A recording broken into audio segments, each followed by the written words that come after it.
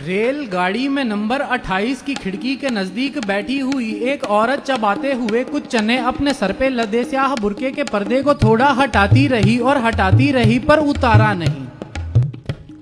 भले ही सहूलत नहीं लग रही हो, भले ही कोई आरज़ू जग रही हो, भले कह रहा हो कोई उसके अंदर की सख्ती हो, ऐसी गवारा नहीं, पर्दा तो तब भी उतारा नहीं। कहीं शाम को जब ये गाड़ी रुकी तो कचौड़ी का दूना लिए खा रही थी।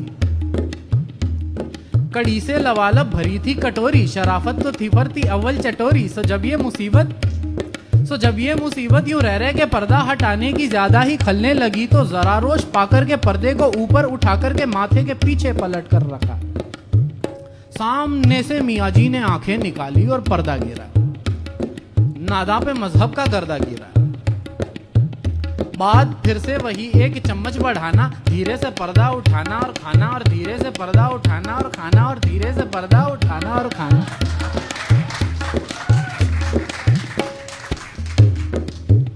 रात में फिर अचानक से चच्चड़ का चच्चड़ चढ़ाचड़ की आवाज आई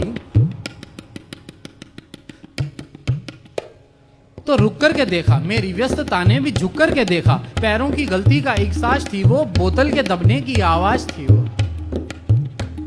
न मंजर नया था, न ढबिये नया था, किसी के गुजरने का अंदाज थी वो। खराटे लगाते हुए आदमी की आवाज ऊपर तलक आ रही थी। मियाँ बुझ गए थे थकावट के मारे, न उनकी कोई भी झलक आ रही थी। स्टेशन कोई था, बड़ा स्टॉप था, जिसपे उतरने का भी स्कोप था। सो मैं भी उतर के हुआ लापता, थड़ी पे था गर्मा गर्म कोफ्ता।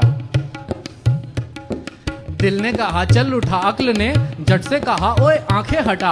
आंखें हटाई तो क्या देखता हूँ, उसी नाज़नी को खड़ा देखता हूँ, टहलते हुए मस्त ठंडी हवा में। जहर कट रहा था फिजा की दवा में, तन पर कोई बोझ लटका नहीं था, मन था कहीं आए थे इस दवा में।